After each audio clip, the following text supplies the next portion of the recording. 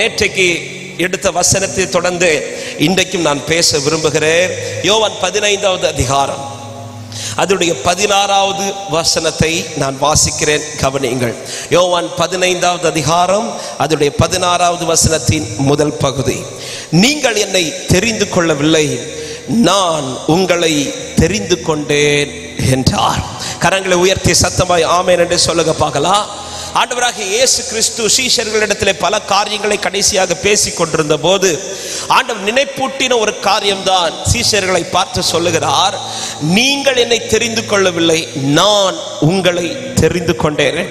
இந்த வார்த்தையை கேட்டுக்கொண்டிருக்கிற அன்பு தேவ பிள்ளைகளே, இன்றைக்கு நாம் தேவ சமூகத்தில் இருப்பது, அந்த மிக விலையேறப்பட்ட ரட்சிப்பை நாம் பெற்றுக்கொண்டது, இன்னைக்கு அவரை அப்பா என்று அழைத்து ஆராதிக்க இந்த பாக்கியத்தை நாம் எப்படி பெற்றுக்கொண்டோம் என்றால், நாம் தேடி கண்டுபிடித்தவர்கள் அல்ல, நாம் அவரால் தேடி கண்டுபிடிக்கப்பட்டவர்கள். ஆமென். எனவேதான் யோவான் 17:6 ஆண்டவர் சொன்னார், நீர் உலகத்தில் தெரிந்தெடுத்து எனக்கு தந்த மனுஷருக்கு உம்முடைய நாமத்தை வெளிப்படுத்தினேன். எல்லாருக்கும் ஈஸியா அவர் சமூகத்தில் வர முடியாது. ஆமென். யாரை அவர் தெரிந்து கொள்ளுகிறார்களோ. ஆமென். நேற்றைக்கு இந்த வார்த்தைகளை கொஞ்சம் தியானிக்க ஆண்டவர் கிருபை செய்தார். தெரிந்தெடுக்கப்பட வேண்டிய கூட்டம் உண்மையிலே நாம் அல்ல, நம்மை விட நல்லவர்கள், பாத்திரவான்கள், தகுதி உள்ளவர்கள் அநேகர் இன்னும் வெளியில் தான் இருக்கிறார்கள். ஒரு ராஜா தன்னுடைய மகனுடைய கல்யாணத்துக்கு ஒரு விருந்தை வைத்த போது அந்த விருந்துக்கு யாரை அழைப்பான் என்றால், பாத்திரவான்களை அழைப்பார், தகுதி உள்ளவர்களை அழைப்பார். ஆனால் விருந்து அன்றைக்கு, ஆமென், அந்த விருந்தை அழைப்பு பெற்ற யாரும் அந்த விருந்துக்கு வருவதற்கு மனதில்லாதிருந்தார்கள். அழைப்பு எல்லாருக்கும் கொடுக்கப்பட்டது, நமக்கு மாத்திரமல்ல, இந்த பூமியில எல்லாருக்கும் இயேசுவின் ரட்சிப்பின் அழைப்பு கொடுக்கப்பட்டு கொண்டிருக்கிறது. ஆனா எல்லாரும் வந்தார்களா என்று கேட்டால் இல்லை. தகுதி உள்ளவர்கள், பணம் உள்ளவர்கள், படிப்புள்ள எத்தனையோ பேர், அவை இன்னைக்கு எவ்வளவு உயர்ந்த ஸ்தானத்தில் இருக்கிற எத்தனையோ பேருக்கு இன்னும் இந்த அழைப்புக்குள் வர முடியவில்லை. காரணம் வேதம் சொல்லுகிறது, அவர்கள் மனதில்லாதிருந்தார்கள். மனதில்லாதிருந்த போது அந்த ராஜா செய்த காரியம் என்ன தெரியுமா? பாத்திரவான்கள் வராததும் சரி, நீ இந்த விருந்து வேண்டாம், ஒண்ணு வேண்டாம்னு சொல்லி அதை ஸ்டாப் பண்ணல. அவன் என்ன செய்கிறான்? பாத்திரவான்கள் அல்லாத, ஆமென், யாருக்கு வேண்டாத, ஞானம் அல்லாத, பலமல்லாத பலவீனர்களை, பைத்தியங்களை பார்த்து அவர்களை அழைக்கிறார். ஆமென். அவர்களை அழைத்த போது அவர்கள் சந்தோஷத்தோடு அந்த விருந்து வீட்டிற்குள் வந்தார்கள். அவர்கள் அநேகர் அல்ல, அவர்கள் கொஞ்சம் பேர் தான். எனவே தான் சொன்னார், அழைக்கப்பட்டவர்கள் அநேகர், தெரிந்து கொள்ளப்பட்டவர்களோ சிலர். ஆமென். தெரிந்து கொள்ளப்பட்டு இப்பொழுது இந்த பந்தியில் இருக்கிறவர்களுக்கு ஒரு காரியம் தெரிந்திருக்க வேண்டும். ஆமா, இன்னைக்கு நான் இருக்கிற இந்த சீட்ல வேற பர்சன்ஸ் இல்லாததினால் அல்ல, வேற ஆட்கள் இல்லாததினால் அல்ல, கர்த்தர் என்னை கொண்டு வந்து உட்கார வைத்தது. என்னை விட தகுதியுள்ள எத்தனையோ பேர் இருக்கும் போது தகுதி இல்லாத எனக்கு கர்த்தர் அந்த கிருபையை பாராட்டி இருக்கிறார். வலது கரத்தை உயர்த்தி ஆமென் சொல்லுங்க பார்க்கலாம். எனவே தான் நான் உங்களை தெரிந்து கொண்டேன். பேதுருவே, ஆமென், நீ எல்லாத்திலும் பெஸ்ட்னால நான் உன்னை செலக்ட் பண்ணல. ஆமென். பேதுரு படிப்பறிவில்லாதவன், மீன் பிடிக்கிறவன். அவனை அழைக்கும் போது அவன் எந்த நிலையில் தான் இருக்கிறான் என்றால், ஜெயித்த நிலையில் அல்ல, தோற்ற நிலையில். ஆண்டவரை போய் பார்க்கும் போது அவன் வலையை அலசி கொண்டிருக்கிறான். தோல்வியிலிருந்து தான் அவனை செலக்ட் பண்றார்.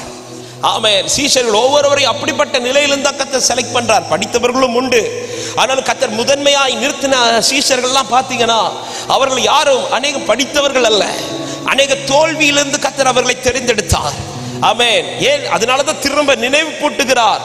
ஆமென். நீங்கள் என்னை தெரிந்து கொள்ளவில்லை, நீ தெரிந்தெடுத்ததுனால இங்க வரல, நான் உன்னை தெரிந்து கொண்டதினால் இங்க வந்து உட்கார்ந்து இருக்கிறார்.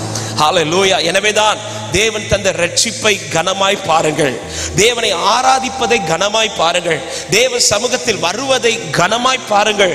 ஒவ்வொரு முறை ஆலயத்தில் கூடி ஆராதிப்பதை சந்தோஷமா பாருங்க. ஆமென். ஆலயத்துக்கு போவோம் வாருங்கள் என்று கேட்ட பொழுது நம்ம எப்படி வரணும்?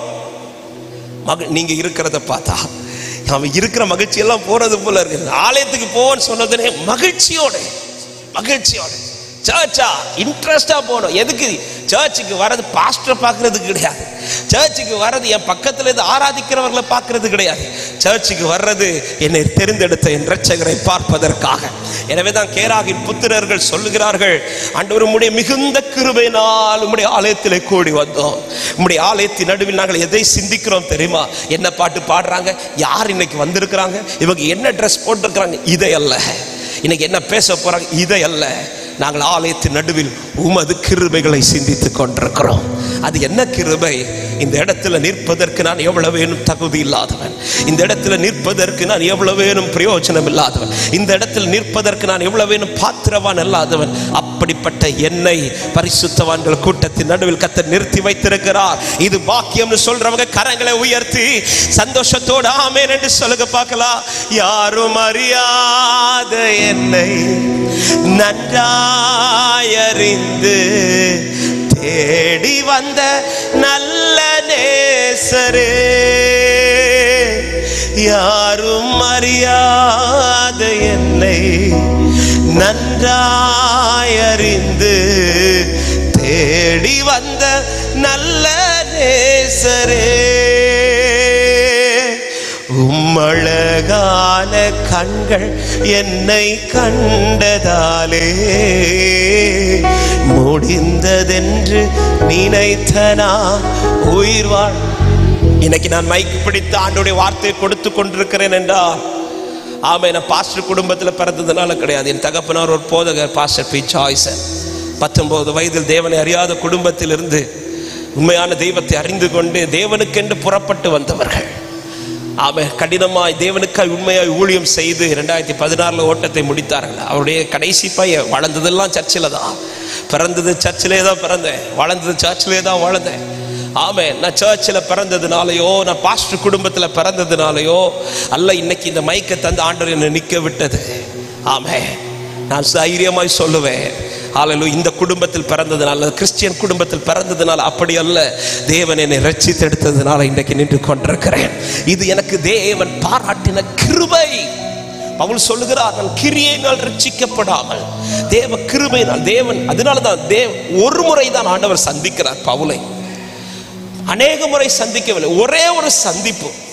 அந்த சந்திப்பு என்னவென்றால், தமஸ்குவுக்கு நேராய் சபையை துன்புறுத்தும்படி நிருபங்களை வாங்கி கொண்டு ஆமென் சபையை துன்புறுத்தும்படி போய் கொண்டிருக்கிறான். அந்த துன்புறுத்தும்படி போகிற வழியில தான் ஒரு பெரிய ஒளி அவனை சந்திக்கிறது. அந்த ஒளியை அவன் மாத்திரமல்ல, அவனோடு இருந்த அநேகர் கண்டார்கள். ஆனால் மற்ற எல்லாருக்கும் அது ஒளியாய் மட்டும்தான் தெரிந்தது. ஆனால் இவனுக்கு மட்டும்தான் அது இயேசுவாய் வெளிப்பட்டார். இந்த சந்திப்பை அவன் சந்தித்ததுமே அவன் அதை தட்டிவிடவில்லை. அந்த சந்திப்பை கனமா பார்க்கிறான், அந்த சந்திப்பை கிருபையாய் பார்க்கிறான். ஆண்டவரே நீர் யார் என்று கேட்கிறார். அப்பொழுது ஆண்டவர் சொல்லுகிறார், நீ துன்பப்படுத்துகிற இயேசு நான் தான் என்றார். இதை கேட்டதும் ஆமென், உங்களை தான், நீ உங்களால தான் இவ்வளவு பிரச்சனை, உங்க சபையை தான் நான் துன்பப்படுத்த போறேன்னு சொல்லிட்டு அந்த ஒளியை தட்டி விடாமல் அடுத்து அவன் கேட்கிற, ஆண்டவரே நான் என்ன செய்ய சித்தமாயிருக்கிறேன். அந்த சந்திப்புக்கு தன்னை விட்டு கொடுக்கிறார். ஏன் விட்டு கொடுக்கிறார் என்றால், ஆமென், சவுல் அதன் பிறகு பவுலாய் மாறுகிறான். இந்த பவுல் அந்த ஒளியை எப்படி பார்க்கிறான்? இது எனக்கு கிடைத்த கிருபை. இவ்வளவு துன்பப்படுத்தின பிறகும் ஆண்டவர் வேற ஒருத்தனை செலக்ட் பண்ணாம என்ன செலக்ட் பண்றார்ல, இது எனக்கு கிருபை. என்னோடு கூட அநேகர் இருக்கும்போது அத்தனை பேருக்கு ஒளியை கண்டார், ஆனா எனக்கு சத்தியத்தை வெளிப்படுத்தினார். இது கிருபை. ஹல்லேலூயா. ஒருத்தங்க துன்பப்படுத்தும் போது ஆமென் அவங்க அழிந்து போகணும், இதுதான் பொதுவாகவே நம்முடைய எண்ணமா இருக்கும். ஆனா இயேசு கிறிஸ்து அவன் இவ்வளவு துன்பப்படுத்தின பிறகும் அவன் கிட்ட வந்து சொல்றாரு, முள்ளில் உதைக்கிறது உனக்கு கடினமா அப்படின்னு எடுத்து காட்டுறாரு. என்ன சொல்றாரு பவுலே, அவன் உனக்கு தெரிய மாட்டேங்குது, நீ எங்க கால் வைக்கிற தெரியுமா? முள்ளுல கால் வைக்கிற. இந்த முள்ளுல கால் வைக்கிறதுனால உன் காலு தான்ப்பா வலிக்குது இப்படின்னு அக்கறை காட்டுறார். இதை அனுபவித்தவன் கிருபையாய் பார்க்கிறான். அந்த கிருபை ருசித்தவன் அந்த ரட்சிப்பை தட்டி விடவில்லை. ஆமென் சொல்லுங்க பார்க்கலாம். எனவேதான் கடைசி வரை பாருங்க, அந்த சந்திப்புக்கு பிறகு பவுலுடைய கடைசி வரையிலும் பவுல் உண்மையோடு ஓடினார், தேவனுக்கென்று ஓடினார். அந்த ஓட்டத்தின் முடிவில் தான் சொல்லுகிறார், நல்ல போராட்டத்தை போராடினேன், ஓட்டத்தை முடித்தேன், விசுவாசத்தை காத்துக்கொண்டேன். அவருடைய ஃபோக்கஸ் முழுவதும் ஒரே ஃபோக்கஸ் தான். என்ன ஃபோக்கஸ் தெரியுமா? அவன் பரம அழைப்பின் பந்தய பொருளுக்கா நான் லக்கை நோக்கி, ஒரே ஒரு நோக்கத்தோட தேவன் எதற்கு ரட்சித்தார்? ஆமென். தம்மை தெரிந்தெடுத்ததை பாக்கியமாய் கருதுகிறார். நேற்றைக்கு தியானித்தோம், யாரை கர்த்தர் தெரிந்தெடுத்தார் என்று, எப்படி தெரிந்தெடுத்தார் என்றும், தெரிந்து கொள்ளப்பட்டவர்கள் விஷயத்தில் கர்த்தர் எப்படி இருக்கிறார் என்றும். ஆமென். அவர்களை கர்த்தர் அறிந்திருக்கிறார், அவர்களை பார்க்கிறார், அவர்களுக்காய் நீதி செய்கிறார். அவர்கள் காரியத்தில் பொறுமையாய் இருந்து சீக்கிரமாய் கர்த்தர் நியாயம் செய்கிறவராய் இருக்கிறார். எந்த இடத்திலும் தம்மால் தெரிந்து கொள்ளப்பட்ட ஒரு தேவ பிள்ளையை தலை குனிந்து போக கர்த்தர் விடவே மாட்டார். ஆமென் சொல்லுங்க பார்க்கலாம். ஹல்லேலூயா. ஒரு தெரிந்து கொள்ளப்பட்ட ஒரு கழுதைக்கு கூட அவர் தெரிந்தெடுத்தது நிமித்தமாய் அந்த கழுதைக்கு முன்பாக மகா மேன்மையான வரவேற்பு இருக்குது. ஆமாம், இந்த குருத்தோலை பண்டிகை வந்தாலே வருஷத்துல ஒரு நாள் இந்த பண்டிகை வந்துடுது. அந்த பண்டிகை வந்தாலே நாம இயேசு ஒரு பக்கம் நினைவு கூர்ந்தாலும் அதிகமா அன்னைக்கு ஒரு வார்த்தை சொல்லுது, கழுதையை பத்தி பேசும். ஆமே, இந்த கழுதை யாருக்கும் வேண்டாம தான் கட்டப்பட்ட கழுதை. ஆனா இன்னைக்கு அந்த கழுதையை கர்த்தர் ஃபேமஸ் ஆக்கிட்டார். இந்த ஃபேமஸ் ஆக்க ரீசன் என்ன தெரியுமா? ஆல்ரெடி இந்த கழுதை கட்டப்பட்டிருந்த கழுதை கட்டவிழ்க்கப்பட்டது ஒரு ரீசன். ரெண்டாவது, இந்த கழுதை கட்டப்பட்ட உடனே எங்கேயோ போகாமல் இயேசுவை சுமந்து கொண்டு நடந்தது இரண்டாவது ரீசன். ஆமே, கட்டு அவிழ்க்கப்படுது, கட்டு அவிழ்த்ததின்படி அது நடந்தது. ஆமே, வஸ்திரத்தை விரிக்கிறாங்க, மரக்கிளைகளை விரித்து போடுகிறார்கள். இன்னும் சொல்ல போன நம்ம ஊர்ல சொல்லணும்னா விஐபிக்கு கொடுக்கிற இந்த ரெட் கார்பெட் விரிக்கிறது மாதிரி விரிக்கிறாங்க. உண்மையிலேயே அவங்க மரக்கிளையை முறிச்சு போட்டதோ வஸ்திரத்தை விரிச்சதோ யாருக்கு தெரியுமா? இயேசுவுக்கு. ஆமா, இயேசுவுக்காக தான் விரிக்கிறாங்க, இயேசுவை தான் உயர்த்துறாங்க. ஆனா என்னை ரொம்ப ஆச்சரியப்படுத்தினது, அந்த துணிக்க மேல யாருக்கு கால் பட்டுச்சு தெரியுமா? கழுதைக்கு கால் பட்டுச்சு. ஒரு கழுதை ரட்சிப்புக்குள்ள சரியா வந்ததுமே, கட்டுகள் அவிழ்க்கப்பட்டதுமே, அந்த ரட்சிப்புக்குள்ள சரியா நடந்ததுமே ஒரு மேன்மையை கர்த்தர் உண்டாக்குவாரானால், ஒரு கழுதைக்கு கர்த்தர் இப்படி செய்வாரானால், அவரால் தெரிந்து கொள்ளப்பட்ட பிள்ளைகளுக்கு கர்த்தர் எவ்வளவு பெரிய மேன்மையை வைத்திருக்கிறார். அவர் மேன்மையாய் நடத்துகிறவர். தெரிந்து கொள்ளப்பட்டவர்கள் விஷயத்துல வைராக்கியமா இருப்பார். எனவேதான் பழைய ஏற்பாட்டில் ஒரு வார்த்தை இப்படி இருக்கிற, சீயோனுக்காக நான் கடும் வைராக்கியம் கொண்டேன் அப்படின்னுவா. ஏன் ஆண்டவரை சீயோனுக்காக இவ்வளவு வைராக்கியம் கொண்டிருக்கிறீர்? அவர் சொல்லுகிறார், நான் யாக்கோபின் வாசஸ்தலத்தை காட்டிலும் இந்த சீயோனின் வாசஸ்தலத்து மேல் பிரியமா இருக்கிறேன். தெரிந்து கொள்ளப்பட்டவர்கள் விஷயத்தில் பொறுமையா இருந்து சீக்கிரத்திலே அவர்களுக்கு நியாயம் செய்வார். நேற்றைக்கு யோபை குறித்து நாம் கேட்டோம். அவர் பொறுமையா இருக்கிற அந்த காலத்திலே நாம் எப்படி இருக்க வேண்டும்? எல்லாவற்றிற்காக ஸ்தோத்திரம் பண்ண வேண்டும், விசுவாசத்தை அறிக்கை பண்ணிக்கொண்டே இருக்க வேண்டும். அவர் எந்த பாதையில் நடத்துகிறாரோ அந்த பாதையில் உறுதியாய் நிற்கிறதுல ஜாக்கிரதையா இருக்க வேண்டும். கரங்களை உயர்த்தி ஆமென் சொல்லுங்க பார்க்கலாம்.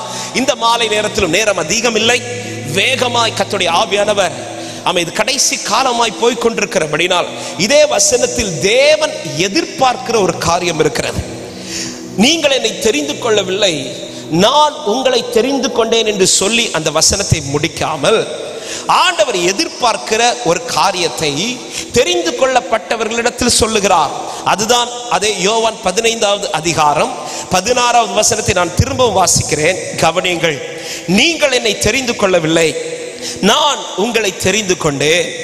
நீங்கள் என் நாமத்தினாலே பிதாவை கேட்டுக்கொள்வது எதுவோ அதை அவர் உங்களுக்கு கொடுக்கத்தக்கதாய் நீங்கள் போய் கனி கொடுக்கும்படிக்கும் உங்கள் கனி நிலைத்திருக்கும்படிக்கும் நான் உங்களை ஏற்படுத்தினேன் என்றார். விசுவாசிக்கிறவன் கரங்களை உயர்த்தி என் கூட ஆமென் என்று சொல்லுங்க பார்க்கலாம். தெரிந்து கொள்ளப்பட்டவர்கள் விஷயத்தை கர்த்தர் பொறுப்பெடுத்துக் கொள்வார். அதே நேரத்தில் தெரிந்து கொள்ளப்பட்ட ஒரு தேவ பிள்ளையிடத்தில் தேவன் எதிர்பார்க்கிற காரியம் என்ன? ஒரு காரியத்தை நன்றாய் புரிந்து கொள்ளுங்கள். இதை சொல்லிவிட்டு நான் செய்திக்குள் போனா நல்லா இருக்கும். தேவன் என்னை ரட்சித்தது இந்த பூமியிலே ஒரு கிறிஸ்தவன் என்கிற அடையாளத்தில் வாழ்வதற்காக மாத்திரமல்ல. தேவன் என்னை ரட்சித்தது ஏதோ ஒரு ஆசீர்வாதத்தை தருவதற்காக மாத்திரமல்ல. தேவன் என்னை ரட்சித்தது அவர் ரத்தம் சிந்தி எனக்கு அந்த விலையேற பெற்ற ரட்சிப்பை கொடுத்தது ஏதோ ஒரு பூமிக்குரிய நன்மையை தந்துவிட்டு நம்மை அனுப்புவதற்காக அல்ல. அப்படி ஒரு நன்மைக்காக, ஒரு ஆசீர்வாதத்திற்காக, ஒரு மேன்மைக்காக என் ஆண்டவராகிய இயேசு கிறிஸ்து வந்து மரிக்க வேண்டிய அவசியம் இல்லை. அவர் இந்த பூமியில் வந்ததும், அவர் எனக்காய் பாடுகளை ஏற்றுக்கொண்டதும், அவர் சிலுவை கல்வாரி சிலுவையிலே மரித்ததும், அவர் அடக்கம் பண்ணப்பட்டதும், அவர் உயிரோடு எழுந்ததும், அந்த உயிரோடு எழும்பி அந்த இரத்தத்தினால் எனக்கு கிடைக்கப்பட்ட இந்த ரட்சிப்பு என்பது இந்த பூமியின் நன்மைக்காக மாத்திரமல்ல. இவைகள் எல்லாம் எனக்கு கர்த்தர் செய்வார். அதற்கு மேலாய் ஆமென் எனக்கென்று ஒரு நித்திய மகிமை கர்த்தர் ஆயத்தம் பண்ணி வைத்திருக்கிறார். ஹல்லேலூயா. அந்த வாடாத நித்திய நித்திய மகிமையான வீட்டை போய் அடைய வேண்டும் என்பதற்காக. ஆமென். ஏதேன் தோட்டத்திலே ஆதாம் அந்த மகிமையின் வஸ்திரத்தை இழந்த போது, பாவத்தை செய்து ஆமென் தேவன் கொடுத்திருந்த அந்த மகிமையின் வஸ்திரம் இழந்த போது ஆதாமால தேவனை ஃபேஸ் பண்ண முடியல. அதுவரை அந்த பாவத்தை செய்வதற்கு முன்பாக வர அவர் உலாவ வரும்போது அவரோடு உலாவினார், அவரோடு முகமுகமாய் பேசினார். ஏன்னா அவர் தம்முடைய சாயலாகவே மனிதனை சிருஷ்டித்தார் என்று வேதம் சொல்லுகிறது. ஆனால் பாவம் என்றானதோ இப்பொழுது ஆதாமுக்கு தேவனை பார்க்க முடியவில்லை, தேவனை அவனுக்கும் பார்க்க முடியவில்லை, தேவனுக்கும் ஆதாமை பார்க்க முடியவில்லை. காரணம், பாவத்தினால் அவன் நிர்வாணமானதை அறிந்து கொண்டார். ஆமென். இதன் நிமித்தம் உண்டான ஒரு பெரிய இழப்பு என்னவென்றால், அந்த மோட்சத்துக்கு போகிற வாசல், அந்த ஏதேனுக்கு போகிற வாசல் நமக்கு முன்பாய் அடைபட்டது. இனி அந்த வாசல் திறக்கப்பட வேண்டுமானால் யார் அந்த வாசலுக்குள் பிரவேசித்தாலும் ஆமென் ஆமென் வாளை ஏந்தி கொண்டிருக்கிற தூதனால் அவர்கள் வெட்டப்படும். யாருக்கு அதற்குள் போக முடியாது. இதற்குள் போக வேண்டும் என்றால் ஒரு ஆட்டுக்குட்டியின் இரத்தம் நமக்காய் சிந்தப்பட்டிருக்க வேண்டும். ஆமென். அப்படி நமக்காய் வந்த தேவ ஆட்டுக்குட்டி தான் நம் ஆண்டவராகிய இயேசு கிறிஸ்து. அவர் வந்தது நிமித்தமாய் தேவாலயத்தின் திரைச்சீலை கிழிக்கப்பட்டது. அந்த கிருபாசனத்தண்டையில் ஓடி வரும் பாக்கியம் கிடைத்தது. அவரை அப்பா பிதா என்று அழைக்கும் பாக்கியம் நமக்கு கிருபையாய் கிடைத்தது. ஆமென். இயேசுவை ஏற்றுக்கொண்டது இந்த பூமியில் ஒரு நன்மையை பெறுவதற்காக மாத்திரம் அல்ல. அவைகள் எல்லாம் கர்த்தர் எனக்கு செய்ய வேண்டிய காலத்தில் செய்வார். அதற்கு மாறாய் ஆமென் நீங்கள் கிறிஸ்துவுடனே கூட எழுந்ததுண்டானால் பூமிக்குரியவைகளை அல்ல மேலானவைகளை நாடுங்கள் என்று கர்த்தர் சொல்லி இருக்கிறார். அந்த மேலானது வேறு ஒன்றுமல்ல, அதுதான் நித்திய ஜீவன். ரட்சிப்பை பெற்ற தேவ பிள்ளை இந்த நித்திய ஜீவனை அடைய வாஞ்சிக்கணும். காலம் மிக மிக சமீபமாகி கொண்டிருக்கிறது. ஆண்டவராகிய இயேசு கிறிஸ்து கடைசி காலத்தில் என்னென்ன நடக்கும் என்பதை மத்தேயு சுவிசேஷ 24வது அதிகாரத்திலிருந்து சொல்லி இருக்கிறார். என்னென்ன சொன்னாரோ அவைகள் எல்லாம் இப்பொழுது இந்த பூமியில் நடந்து கொண்டிருக்கிறது. யுத்தங்களின் செய்திகளை கேட்பீர்கள் என்று சொன்னார். இப்பொழுது யுத்தங்கள் நடந்து கொண்டிருக்கிறது. இப்பொழுது ஒரு யுத்தம் ஸ்டார்ட் ஆகியிருக்கு. ஆமென். இஸ்ரேல் ஈரான் யுத்தம். உலகமே இப்பொழுது பயந்து கொண்டிருக்கிறது. ஒரு 3வது உலக போர் மாதிரி இது மாறிடுமோ என்கிற ஒரு பயத்திற்குள்ளாக எல்லா தேசமும் இப்பொழுது பார்த்து கொண்டே இருக்கு. என்ன நடக்கும் என்ன நடக்கும். ஆமென். ஆயிரக்கணக்கு ஜனங்களுடைய ஆமென் உயிர் பலியாகி கொண்டே இருக்கிறது. யுத்தத்தின் செய்தி ஒரு பக்கம் கேட்டுக்கொண்டிருக்கிறோம். கொள்ளை நோய் வரும் என்று சொன்னால் நமக்கு தெரியும், கொள்ளை நோய் இன்றும் பரவி கொண்டுதான் இருக்கிறது. ஆமென். விசேஷமாய் கொரோனான்ற ஒரு கொள்ளை நோய் வந்து அது மொத்த உலகத்தையும் ஆட்டி படைத்து விட்டது. இன்னும் அந்த கொள்ளை நோயினுடைய தாக்கம் குறையவில்லை. கொள்ளை நோயின் செய்திகள் கேட்டுக்கொண்டிருக்கிறோம். பஞ்சம் உண்டாகும் என்று சொன்னார். பஞ்சமும் எல்லாமே சேர்ந்து ஒரே காலத்தில் நடந்துட்டு இருக்குன்னா அது இந்த காலத்தில். முன்னாடி எப்போவாவது ஒரு யுத்த செய்தி கேட்போம், அல்லது எங்கேயோ ஒரு இடத்துல கொள்ளை நோய் கேட்போம். அதுவும் ஒரு காலம் தாண்டி நடக்கும். ஆனா இப்ப பாருங்க, யுத்தம் ஒரு பக்கம் நடக்குது, கொள்ளை நோய் ஒரு பக்கத்துல பரவி கொண்டிருக்கிறது, இன்னொரு பக்கத்துல அநேக தேசத்துல பஞ்சங்கள் உண்டாகி கொண்டிருக்கிறது. ஆமென். இவைகள் எல்லாம் எதற்கு தெரியுமா? ஒன்றை வெளிப்படுத்துகிறது, நம்முடைய நேசர் சீக்கிரத்தில் வரப்போகிறார். ஆமென். சபையே விழித்தெழும்புங்கள், தேவ பிள்ளையே விழித்தெழும்புங்கள். நீங்கள் நம்புகிறீர்களோ நம்பலையோ, இன்னைக்கு வருகை குறித்து பேசினாலே சிரிக்கத்தான் செய்கிறார்கள். ஏன்னா 2000 ஆண்டுகளுக்கு முன்பாக இருந்த இதை தானே பேசிட்டு இருக்கிறாங்க. அவர் வருவார் என்று சொல்லி எங்க அவர் வந்தார்? அவர் எங்கே வரப்போகிறார்? 2000 ஆண்டுகள் தாண்டி இன்னும் இயேசு வரலையே. ஏன் வரல தெரியுமா? 2000 ஒருவேளை ஆண்டவர் வந்திருந்திருப்பார், ஆனால் இங்க இருக்கிற நாம் அநேகர் போயிருந்திருக்க மாட்டேன். நான் போயிருந்திருக்க மாட்டேன். நான் ரட்சிக்கப்பட்டது 2010 ரட்சிக்கப்பட்டேன். ஆமென். 2010 ஒருவேளை வந்திருந்தா கூட நாம் போயிருப்போமான்னு தெரியல. ஏன் இன்னைக்கு வந்தா கூட நாம் போவோமான்னு இல்ல. எவ்வளவு சைலண்டா இருக்கிறீங்க பாத்தீங்களா? இன்னைக்கு ஆண்டவர் வந்தா போவோமா? ஏன் வரல தெரியுமா? வரக்கூடாதுன்னு இல்ல, வர மாட்டேன் என்று அல்ல. ஆமென். ஒருவரும் கெட்டு போயிடக்கூடாது என்பது பிதாவின் சித்தமா இருக்கிறது. ஏன் இந்த நற்செய்தி கூட்டங்கள் எல்லாம் வைக்கப்படுகிறது? ஆமென். ஏன் இந்த செய்தி சத்தம் இவ்வளவு ஸ்பீக்கர்லாம் அரேஞ்ச் பண்ணி இவ்வளவு செலவு பண்ணி ஏன் கூட்டங்கள் நடத்தி கொண்டிருக்கிறார்கள்? எங்க சர்ச்சு இவ்வளவு பெரிய சர்ச்சின்னு காட்டுறதுக்கா? இல்ல. எங்க கிட்ட பணம் இருக்குதுன்னு காட்டுறதுக்கா? இல்ல. இந்த சத்தத்தை கேட்கிற ஒரு ஆத்துமா கூட கெட்டு போக கூடாது என்பது பரலோக சித்தமா இருக்கிறது. எத்தனை பேர் விசுவாசித்து ஆமென் சொல்றீங்க? அன்பான சகோதர சகோதரி, இந்த ஆலயத்திற்குள் இருந்தோ வெளியில் இருந்தோ தூரத்தில் இந்த சத்தத்தை கேட்டுக் கொண்டிருப்பீர்களானால் இன்றைக்கும் கர்த்தர் கிருபையாய் நாளை தந்தது நானும் நீங்களும் கெட்டு போயிடக்கூடாது என்பதற்காக விசுவாசிக்கிறவன் கரங்களை உயர்த்தி சத்தமாய் ஆமென் என்று சொல்லுங்க பார்க்கலாம். ஹல்லேலூயா, ஆமென். நாம் கெட்டு போயிடக்கூடாது. ஆமென். அவருடைய வருகை மிக மிக சமீபம். எப்ப வேணாலும் இருக்கலாம். மூன்றாவது உலக போர் வருகிறதானால் புரிந்து கொள்ளுங்கள், ஆண்டவர் பக்கத்துல வந்துட்டார்னு அர்த்தம். எப்ப வேணாலும் எக்கால சத்தம் கேட்கிறதற்கு ரெடியா இருங்கள். ஆனால் அந்த எக்கால சத்தம் எல்லார் காதுக்கும் கேட்காது. எவர்கள் ஆயத்தத்தோடு ஆமென் தீவட்டிகளை கொளுத்திக் கொண்டு எண்ணெய் குறையாமல் அவருக்கென்று காத்திருக்கிறார்களோ அவர்களுக்கு மட்டும்தான் எக்கால சத்தம் கேட்கும். ஆமென். கேட்டு அவர்கள் எடுத்துக்கொள்ளப்படுவார்கள். ஆமென். இவ்வளவு நாம தேவனை ஆராதிச்சுட்டு நாம இதுவரை அவரை பார்த்தது கிடையாது. ஒரு போட்டோவை அவர்னு நம்புறோம், ஆனா அது அவர் கிடையாது, யாரோ வரைஞ்ச போட்டோ. ஆமென். அவர் போட்டோல இருக்கிறத விட அழகா இருப்பார் என் ஆண்டவர். ஹல்லேலூயா, ஆமென். யாரும் இதுவரை இயேசுவை நம்ம பார்த்தது கிடையாது. பார்க்காமலே இவ்வளோ டேஸ்ட் பண்ணி நாம் ஆராதிக்கிறோமே, அவரை பார்த்துட்டோம்னா எவ்வளோ டேஸ்ட் பண்ணுவோம் தெரியுமா? ஹல்லேலூயா, ஆமென். இதிலே நேரத்தில் இன்னொரு வார்த்தையை சொல்றேன். இவ்வளோ ஆராதிச்சு இவ்வளோ நன்மையை பெற்று இத்தனை நாள் சர்ச்சுக்கு வந்து இந்த மீட்டிங்ல அட்டென்ட் பண்ணிட்டு அவர் வரும்போது அந்த எக்கால சத்தம் என் காதுல கேட்கலன்னா, நான் இவ்வளோ பேசியும் அவர் வரும்போது என்னை விட்டுட்டார்னா என்னை விட பரிதபிக்கப்பட்டவன் வேற யாரும் இருக்க முடியாது. ஆமென். அன்னைக்கு நான் என்ன கெஞ்சினாலும் அவர்கிட்ட கிருபையை பார்க்க முடியாது. அன்னைக்கு நான் என்ன கதறினாலும் இரக்கத்தை பார்க்க முடியாது. அன்னைக்கு என்ன நான் கத்தினாலும் அவரை உருக்கத்தை என்னால பார்க்க முடியாது. அன்றைக்கு அவர் நியாயாதிபதி சிங்காசனத்தில் இருப்பார். காக்கப்பட வேண்டுமானால், அந்த ரட்சிப்பை பெற்றுக்கொள்ள வேண்டுமானால், அந்த வெளிச்சத்திலே நடக்க வேண்டுமானால், குமாரன் கோபம் கொள்ளுவதற்கு முன்பாக அவருக்கு முத்தமிடுங்கள் என்று வேதம் சொல்லுகிறது. அவர் பாதத்தை பற்றி பிடியுங்கள் என்று வேதம் சொல்லுகிறது. எனவேதான் தெரிந்து கொள்ளப்பட்ட தேவ பிள்ளைகிட்ட ஆண்டவர் என்ன எதிர்பார்க்கிறார் என்றால், எப்பா உன்னை நான் மீட்டெடுத்தது ஒரு நன்மை செய்யறது கிடையாது. எனவேதான் பாருங்க, இயேசு கிட்ட எத்தனையோ பேர் அற்புதத்துக்கு வருவாங்க.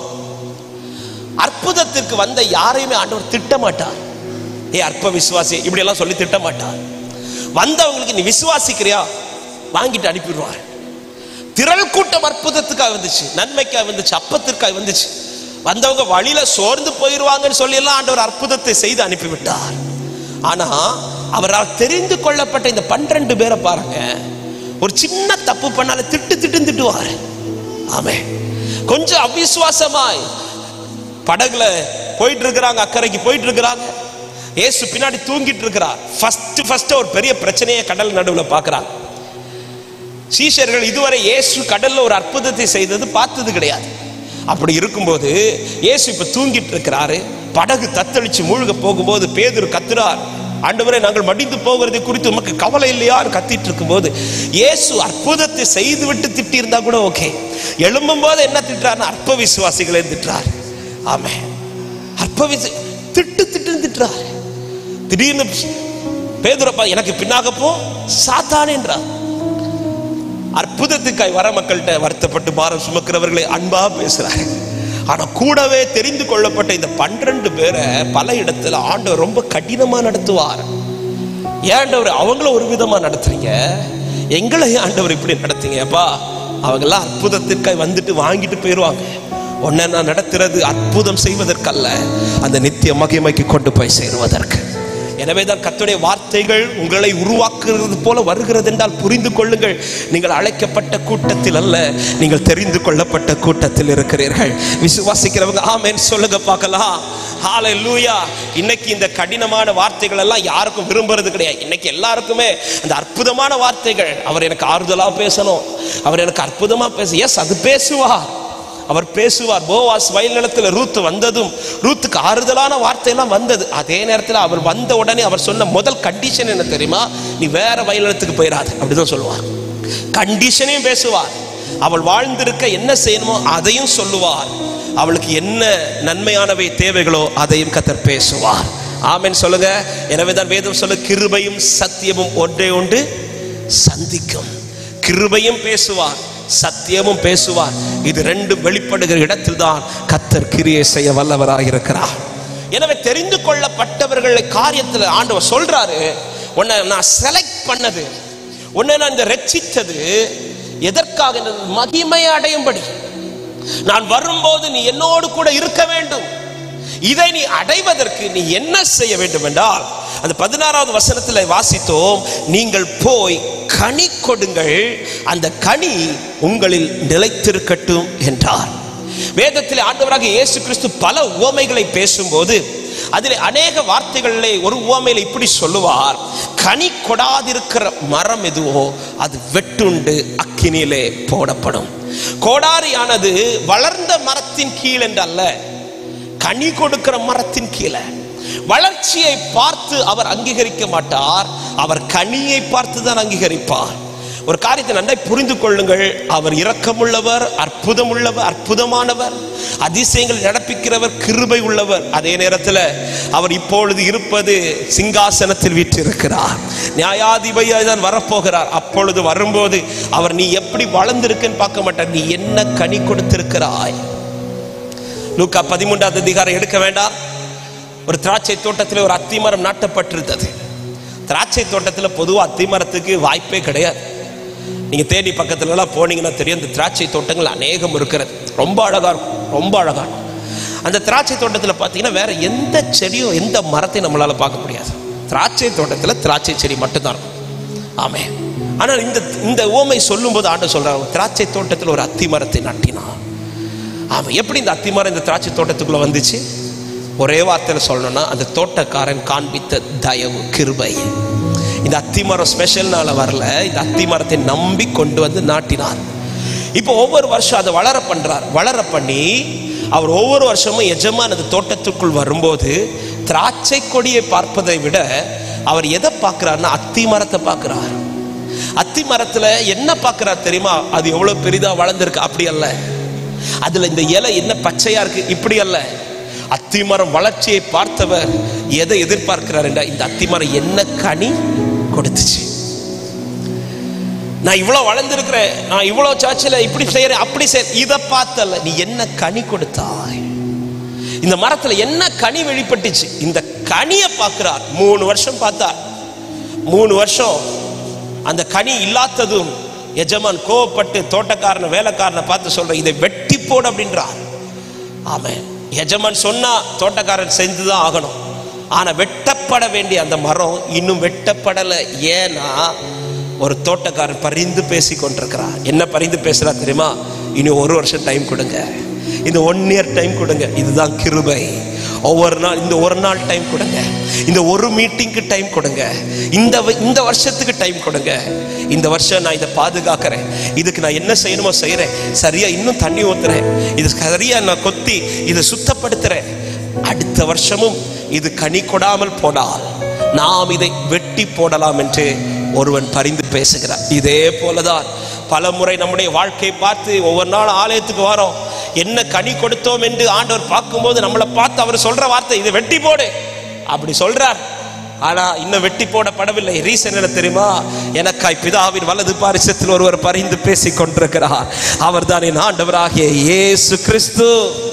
அவர் பரிந்து பேசுகிறார். ஆமென்.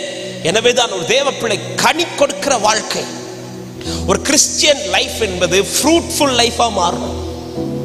அதுதான் ரியலான கிறிஸ்டியன் லைஃப். கிறிஸ்தவன்கிற பேரை வச்சுட்டு இருக்கிறது இல்ல. கிறிஸ்டியன் லைஃப்னா ஃப்ரூட்ஃபுல் லைஃப். ஆமென். இன்னும் சிம்பிளா புரிய வைக்கணும்னா, காணா ஒரு வீட்டில் ஆண்டவர் செய்த அற்புதமே, ஒரு பாத்திரம், வெளியில இருந்த பாத்திரத்தை உள்ள கொண்டு வந்து அந்த பாத்திரத்தில் தண்ணீரை நிரப்பி அந்த பாத்திரத்திலிருந்து ருசி நிறைந்த ரசத்தை கொடுக்கிறார். அதை டேஸ்ட் பண்ணதும் டேஸ்ட் பண்றவங்க சொல்றாங்க, ஆமா இது மகிமையா இருக்குது. அந்த அற்புதத்தை செய்து யோவான் 2:11 ஒரு வார்த்தை இப்படி இருக்கிறது, அவர் தமது மகிமை வெளிப்படுத்தினார், அநேகர் இயேசுவை ஏற்றுக்கொண்டார்கள் என்று. இந்த பாத்திரம், ஆமா எத்தனை பாத்திரம் இருந்துச்சு தெரியுமா? கரெக்டா 6 பாத்திரம் இருந்துச்சு. இந்த 6 பாத்திரம், ஒரு நாள் இந்த அந்த பகுதியை தியானிக்கும் போது ஆண்டவர்கிட்ட கேட்டேன், ஆண்டவர் ஏன் கரெக்டா 6 பாத்திரம் இருக்கு? ஆண்டவரால் எல்லாமே செய்யக்கூடும். ஏற்கனவே திராட்சை ரசம் இருந்த பாத்திரம் வீட்டுக்குள்ள இருக்கும்போது ஆண்டவர் அந்த பாத்திரத்தை கையிலே எடுக்கல, வெளியில இருக்கிற இந்த 6 பாத்திரத்தை பார்க்கிறார். இந்த 6 கரெக்டா 6 பாத்திரம் இருக்கு. அந்த 6 பாத்திரத்திலே அந்த 6 பாத்திரத்தையுமே கேட்கிறார். ஏன் ஒரு பாத்திரத்தை ஆண்டவர் கொண்டு வர வச்சு அந்த ஒரு பாத்திரத்துல நிறைவான ரசத்தை கொடுக்க முடியுமான்னு கேட்டா முடியும். ஒரு விதவையின் வீட்டுல இருந்ததை வச்சு ஆண்டவர் பிளஸ் பண்ணார்ல. ஒரு குடத்துல இருக்கிற எண்ணெய் குறையாதபடி கர்த்தர் காத்து கொண்டார்ல. அப்படி இருக்கும்போது ஒரே ஒரு பாத்திரத்தை, அந்த 6 பாத்திரத்துல ஒன்ன கொண்டு வாப்பா, அது ஒரு பாத்திரத்துல நான் நிறைவான ரசத்தை கொடு செய்ய என் ஆண்டவரால் முடியும். ஆனா ஆண்டவர் அப்படி செய்யாம 6 பாத்திரத்தை கேட்கிறார். அப்பதான் ஆண்டவர் கொஸ்டின் கேட்ட, ஆண்டவர் எதுக்கு 6 பாத்திரம்? 6 பாத்திரத்தை ஆண்டவரை கேட்டீங்கன்னு கேட்கும்போது ஆண்டவர் என்ன பார்த்து கேட்டார்? உனக்கு எத்தனை அறிவுன்னு கேட்டார். நான் உங்களை பார்த்து கேட்கிறேன், நமக்கு எத்தனை அறிவு? சிலர் அதை யோசிக்கிறாங்க, 5ஆ 7ஆன்னு. ஆமா, 6 அறிவு ஆண்டவரே அப்படி சொன்னது ஆண்டவர் என்கிட்ட பேசுறாரு. இந்த 6 அறிவுள்ள ஒன்ன இந்த 6 பாத்திரத்துக்குள்ள கம்பேர் பண்ணி பாரு. நீயும் இதே போல வெளியில இருந்தவன். இன்னைக்கு என் சமூகத்துல வர ரீசன் உலகம் உன்னை பார்த்ததுனால அல்ல, என் கண்கள் உன்னை பார்த்ததுனால. இப்ப இந்த பாத்திரத்தை பார்த்து உள்ள கொண்டு வரார். இது வீட்டுக்காரங்க செஞ்சது கிடையாது, அவருடைய பார்வையில கிடைத்த கிருபை. வீட்டுக்குள்ள கொண்டு வந்த பாத்திரம். இனி நல்லா கவனிங்க, இந்த பாத்திரத்துல இப்போ அடுத்து என்ன செய்யறாருன்னா தண்ணீரை நிரப்ப சொல்றார். இந்த பாத்திரம் வெளியில இருக்கும் போதும் எதனை தான் நிரப்பி வச்சாங்கன்னா தண்ணி தான் நிரப்பி வச்சாங்க. அந்த பாத்திரம் எதற்காய் பயன்படுற பாத்திரம்னா கை கால் கழுவுறதுக்கு. வீட்டுக்குள்ள என்றாகும் போது சுத்திகரிப்பாங்க. அந்த ஊர் வழக்கத்தின்படி கை கால் கழுவிட்டு தான் வீட்டுக்குள்ள வருவோம். சுத்திகரிப்புக்காக பயன்படுகிற பாத்திரம். ஆமே, அப்படி வைக்கப்பட்ட பாத்திரம். அப்ப வெளியில இருக்கும்போது தண்ணி தான் ஊத்துனாங்க. இப்ப உள்ள கொண்டு வந்த பிறகும் ஆண்டவர் தண்ணி தான் ஊற்ற சொல்றார். ஆனா வெளியில இருக்கும்போது இருந்த பாத்திரத்துடைய குவாலிட்டிக்கும் இப்போ இருக்கிற பாத்திரத்து குவாலிட்டிக்கு வித்தியாசம். வெளியில இருக்கும்போது தண்ணி தான், உள்ள இருக்கும்போது தண்ணி தான். ஆனா வெளியில இருக்கும்போது தண்ணியை யாரும் குடிக்கல, வேஸ்ட் பண்ணாங்க. ஆனா உள்ள இருக்கிற தண்ணியை எல்லாரும் டேஸ்ட் பண்றாங்க. ஹல்லேலூயா. பாத்திரத்துக்கு ஷேப்பு மாறல, பாத்திரத்துக்கு தரம் மாறல. ஆனா இயேசு கிட்ட வந்ததும் பாத்திரத்துக்குள்ளிருந்து வெளிப்படுகிறது ருசியுள்ள ரசமாய் மாறிக்கொண்டிருக்கிறது. இதை தான் கர்த்தர் சொல்றார், தெரிந்து கொள்ளப்பட்டவன் ருசி நிறைந்த கனியை கொடுக்கிறவனாய் மாறணும். இது ஒரு பெரிய செய்தி. ஆனால் நான் வேகமா சில காரியங்களை மட்டும் சொல்லி நான் ஜெபிக்க விரும்புகிறேன். என்னில் கர்த்தர் மகிமைப்படுறதா நான் கொடுக்கிற கனி. என்னை வந்து பார்க்கும்போது அவர் விரும்புகிற கனி இருக்கணும். ஒரு நாள் பசியோட ஒரு அத்திமர அவர் அத்திமரத்துக்கிட்ட வந்து பார்க்கிறார். கனி இருக்கும் என்று பார்க்கிறார். ஏன் அந்த அத்திமரத்தை பார்த்தார்னா, ஆமாம், அந்த அத்திமரம் அப்படி வளர்ந்துருக்குது, நல்ல இலை பச்சை பச்சைன்னு இருக்குது. பார்த்தா கனி கண்டிப்பா இருக்கும், இப்படி ஒரு நம்பிக்கை தான் கொடுத்துச்சு. பசியோட வந்து பார்க்கும்போது அவர் மரம் எப்படி வளர்ந்துருக்குன்னு பார்க்கல, அதுல கனி இருக்குதான்னு பார்த்தார். கனி இல்லாததும் ஆண்டவர் அது கொஞ்சம் கூட இறக்கம் பார்க்கல, அப்படியே சபிச்சிட்டார். அடுத்த நாள் பார்த்தீங்கன்னா அதுக்கு வேர் வர அப்படியே பட்டு போயிடுச்சு என்று பைபிள் சொல்லுது. வேர் வர ஒரே ஒரு வார்த்தை. கனி இல்லாத வாழ்க்கை பிரயோஜனமற்ற வாழ்க்கை. ஆமே, இந்த வார்த்தையை தியானித்து கொண்டிருந்த போது ஆண்டவர் ஒரு வார்த்தை என்னோடு இடைப்படனார். இப்படி இடைப்பட்டார், தேவன் விரும்புகிற கனி, தேவன் விரும்புகிறதை நாம் செய்தால் நாம் விரும்புகிறதை கர்த்தர் நமக்காய் செய்வார். ஆமென் சொல்லுங்க பார்க்கலாம். தேவன் விரும்புகிறது தேவ பிள்ளைகள் வாழ்க்கையில் வெளிப்பட்டால் நீங்கள் விரும்புகிற காரியத்தை கர்த்தர் உங்களுக்கு செய்வார். ஆமென். இந்த மாலை நேரத்தில் அதை தான் கர்த்தர் பேச விரும்புகிறார். வார்த்தை நன்றாய் கவனிங்கள். அப்ப இந்த கனி வெளிப்படுவதற்கு நான் என்ன செய்ய வேண்டும்? நான் என்ன செய்ய வேண்டும்? இந்த அதிகாரம் துவங்கினதே 1வது வசனம் 2வது வசனம் சொல்லப்பட்டு, நான் மெய்யான திராட்சை செடி, என் பிதா திராட்சை தோட்டக்கார். யோவான் 15:1 முதல் 2வது வசனம் சொல்ல, என்னில் கனி கொடாதிருக்கிற கொடி எதுவோ அதை அவர் அறுத்து போடுகிறார், கனி கொடுக்கிற கொடி எதுவோ அது அதிக கனிகளை கொடுக்கும்படி அதை சுத்தம் பண்ணுகிறார் என்று சொல்லிவிட்டு 4வது வசனத்தில் சொல்லுகிறார், என்னில் நிலைத்திருங்கள் நானும் உங்களில் நிலைத்திருப்பேன் என்றார். இனி வார்த்தையை கொஞ்சம் நல்லா கவனிங்க. நான் சத்தியத்தை பேசி நான் செபிக்க விரும்புகிறேன். கனி கொடுக்கிற தேவ பிள்ளைகளுடைய வாழ்க்கையில கர்த்தர் சொல்லுகிற வார்த்தை, கனி கொடுக்கிற வேண்டுமானால் ரட்சிக்கப்பட்ட தேவ பிள்ளை ஒரு காரியத்தில் உறுதியா இருக்கணும். அதுதான் ஆண்டவர் சீஷர்களை பார்த்து சொல்றார், என்னில் நிலைத்திருங்கள், என்னில் நிலைத்திருங்கள். ஏன் அவரில் நிலைத்திருக்க வேண்டும் என்றால், நாம் கூட வளர்ந்தவர்கள் அல்ல, நாம் எல்லாருமே ஒட்டப்பட்ட வைக்கப்பட்டவர்கள். அதை தான் நாம் வேத பகுதியிலே வாசிக்க கேட்டோம். ரோமர் 11வது அதிகாரம் அதனுடைய 22வது வசனம் இப்படி சொல்லுகிறது, தேவனுடைய தயவையும் கண்டிப்பையும் பார், விழுந்தவர்களிடத்தில் கண்டிப்பையும் உன்னிடத்தில் கர்த்தர் தயவையும் காட்டியிருக்கிறார். அந்த தயவிலே நிலைத்திருப்பாயானால் உனக்கும் தயவு கிடைக்கும்.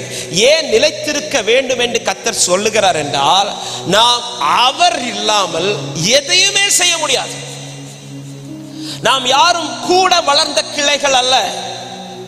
காட்டொலிவ மரமா இருந்த நம்மை கர்த்தர் தெரிந்து கொண்டு தம்மில் வளர்ந்த கிளைகளை முறித்து போட்டு கீழே கிடந்த கிளையாகிய நம்மை அவரோடு ஒட்டி வைத்திருக்கிறார். ஆமென். ஆண்டவர் இதை நான் வாசிக்க கேட்டு நீங்க வீட்டுல போய் ஒரு விஷயம் கூட அந்த பகுதியை நீங்கள் வாசியுங்கள். ஆண்டவர் சொல்லுகிறார், நீ இருக்கிறதுனால வேர் நிக்கல, வேர் இருக்கிறதுனால தான் நீ இருக்கிற. ஹல்லேலூயா. நீங்க திராட்சை செடி பார்த்தீங்கன்னால தெரியும், இந்த கொடியை தான் எல்லாருமே பார்க்க போவார்கள். நீங்க தேனியில ஏதாவது அந்த ஏரியா போனீங்கன்னா கண்டிப்பா பாருங்க, சிலர் பார்த்திருப்பீர்கள் திராட்சை செடி. எல்லாருக்குமே எதை பார்க்க தான் விருப்பம் தெரியுமா? இந்த கொடி எப்படி படர்ந்திருக்கு, இந்த கொடியில இருக்கிற கனி, இதை தான் பார்க்க விருப்பம். ஆனா நீங்க ஒரு சத்தியத்தை படிச்சீங்கன்னா தெரியும், இந்த கொடி இவ்வளவு செழிப்பா இருக்கிறதற்கும் இந்த கொடி இவ்வளவு கனி கொடுக்கிறதுக்கு ரீசன் என்ன தெரியுமா? இந்த கொடி ஒரு செடியோட கனெக்ட் ஆயிருக்கும். யாரும் அந்த செடியை பார்க்க மாட்டாங்க, எல்லாருக்குமே கொடி தான் மேல அப்படி படர்ந்து இருக்கிறது, அதுதான் பார்ப்பாங்க. ஆனா இந்த கொடிக்கு இவ்வளவு மகிமை உண்டாகிறதுக்கும் இந்த கொடியில இவ்வளவு கனி உண்டாகிறதுக்கு ரீசன் இந்த செடியோட அது கனெக்டா இருக்குது, நிலைத்திருக்கிறது. இந்த தன்மை, இந்த கனெக்ட் ஆகிற அனுபவம் எங்க கட் ஆகுதோ அதன் பிறகு செடி நிற்கும், ஆனா கொடி நிற்காது. ஹல்லேலூயா.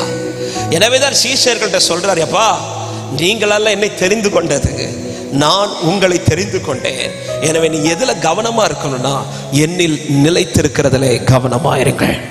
என்ன விட்டுட்டு நீ போயிடாத. அதை நான் இப்படி சொல்ல விரும்புகிறேன், அவர் நிலைத்திருக்க விரும்புகிறவன் உறவுக்கு ரொம்ப முக்கியத்துவத்தை கொடுப்பான். தேவனோடு இருக்கிற அனுபவத்தில், தேவனோடு பேசுகிற அனுபவத்தில், தேவனோடு தனிப்பட்ட விதத்தில் உறவாடுகிற அனுபவத்தில் அவன் மிகவும் உறுதியாக இருப்பான். பாருங்க, தயை காண்பிக்கப்பட்ட மேவி போசேத் நமக்கு தெரியும். சவுலின் குமாரனாகிய யோனத்தானுடைய மகன் மேவி போசேத்.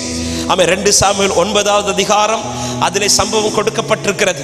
இப்பொழுது தாவீதுக்கு யோனத்தானின் நிமித்தம் சவுலின் குடும்பத்துக்கு யாராவது மீதம் இருந்தால் அவர்களுக்கு தயை காண்பிக்கலாம் என்று சீபாவிடத்தில் கேட்கும் போது அவர் ஒரு முடவன் இருக்கிறான் என்று சொல்லி மேவி போசேத்தை சொல்லுகிறார். மேவி போசேத் இப்பொழுது அந்த அரண்மனைக்குள் வந்தது பெரிய தேவ கிருபை, தயவு. அந்த ராஜா காண்பித்த தயவுனால மட்டும்தான் இப்பொழுது அந்த கோட்டைக்குள் வருகிற காரணம். தாவீது ஒரு பெரிய கட்டளையை போட்டிருந்தான், முடவர்கள் யாரும் அந்த கோட்டைக்குள்ளே வரக்கூடாது என்று. அப்படி இருக்கும்போது இந்த முடவனாகிய மேவி போசேத்துக்கு அரண்மனைக்குள்ள, ராஜாவின் அறைக்குள்ள வர எப்படி முடிந்தது என்றால் பலத்தினால கிடையாது, அவர் காண்பித்த தயவுனால. ஹல்லேலூயா. நாமும் அப்படிதான் இருந்தோம், அந்நியர்களா இருந்தோம், காணியாட்சிக்கு புறம்பா இருந்தோம், ஆமே தேவன் அற்றவர்களா இருந்தோம், வாக்குத்தத்தத்திற்கு தூரமா இருந்தோம். அப்படிப்பட்ட நாம் இன்றைக்கு அவருடைய கிருபாசனம் தண்டைக்கு வர ரீசன் நம்மில் வெளிப்பட்ட கிருபை அல்ல, கிரியை அல்ல, தேவன் பாராட்டின தயவு. இப்பொழுது மேவி போசேத் தயவை ருசித்ததும் அரண்மனைக்குள்ள வந்ததும் ராஜா ஒரு வார்த்தை சொல்லுவார் பாருங்க. 2 சாமுவேல் 9வது அதிகாரம். யாராவது ஒருத்தர் சத்தமாய் வாசிக்கிறீர்களா? 2 சாமுவேல் 9வது அதிகாரம் அதனுடைய 7வது வசனத்தை வாசிங்க.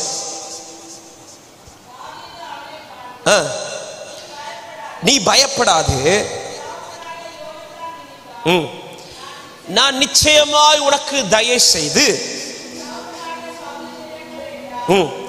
உனக்கு திருப்பி கொடுப்பேன் என்றான். நிச்சயமா உனக்கு தயவு காட்டுறேன்ப்பா, இன்னைக்கு நீ வந்து இருக்கிறது நான் காண்பிக்கிற தயவுன்னு சொல்லிட்டு அந்த வசனத்தை கடைசி சொல்லுகிறார், நீ என் பந்தியில் நித்தம் அப்பம் புசிப்பாய் என்றார்.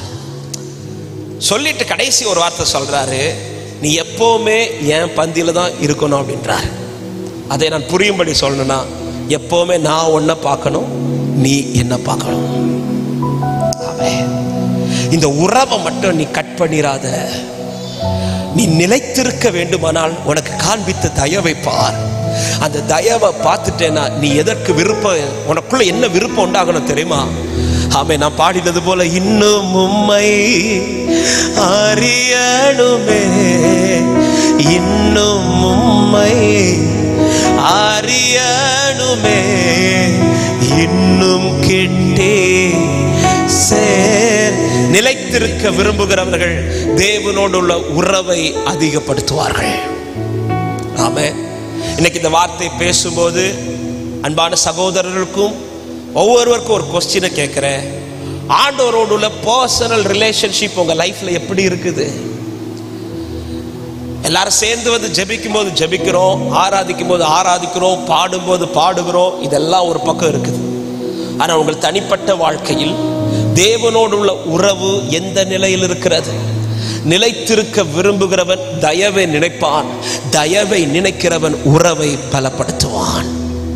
ஆமே, எனக்கும் இன்னைக்கு ஆண்டவருக்கும் பர்சனலா ஒரு கனெக்ஷன் இல்லை என்றால், ஆமே, நான் என்ன தலைகீழா நின்னாலும் என்னில் கனி வெளிப்படாது. கனி வெளிப்பட ஃபர்ஸ்டா எனக்கு தேவை தேவனோடு உள்ள பர்சனல் ரிலேஷன்ஷிப். ஊழியம் செய்கிற நானா இருந்தாலும் சரி, யாரா இருந்தாலும் சரி, இந்த உறவு இல்லாமல் ஆமே என்னத்தை தான் நான் ஊழியம் செய்தாலும் என்னில் கனி வெளிப்படாது. கனி வெளிப்படணும்னா இந்த கொடி இந்த செடியோடு என்றைக்கும் ஒட்டியே இருக்கணும். எங்கள் வீட்டில் எங்கள் அப்பாவுக்கு செடி வளர்க்குறது ரொம்ப பிடிக்கும். நிறைய எங்கே போனாலும் செடி யாராவது புதுசாக ஒரு ஃப்ளவர் பார்த்துட்டாங்கன்னா அவங்கள்ட்ட பெர்மிஷன் கேட்டு அந்த செடியை எடுத்துகிட்டு வந்துடுவாங்க. ஆமாம், அதனால சில விசுவாசிகளுக்குலாம் எனக்கு தெரியும், அவங்க வீட்டில் நிறைய செடி வச்சு, பாஸ்டர் இந்த செடி கொண்டு போகிறீங்களா அப்படி கேட்டு கொடுத்துடுவாங்க. எங்கள் அப்பாவுக்கு செடி வளர்க்குறது அப்போ ரொம்ப பிடிக்கும். எங்கள் சர்ச்சு பக்கத்தில் அப்போ கொஞ்சம் சின்ன இடம் வருது, அதில் அழகான ஒரு கார்டன் வச்சுருந்தாங்க. அப்போ தான் ஒருத்தங்க ஒரு திராட்சை செடி அப்படி கொடியோடு கொடுத்தாங்க. எங்கள் அப்பா அதை வாங்கிட்டு வந்து அதுக்குன்னு தனி கேர், அழகாக ஒரு இடத்த செட் பண்ணி அப்படியே வளர விட்றாங்க. கொஞ்ச நாளில் அது சூப்பராக கொடி வளர்ந்து படர்ந்து அது படறதுக்கு அதுக்கான எல்லாத்தையும் அரேஞ்ச் பண்ணி கொடுத்து டெய்லி கவனிப்பாங்க.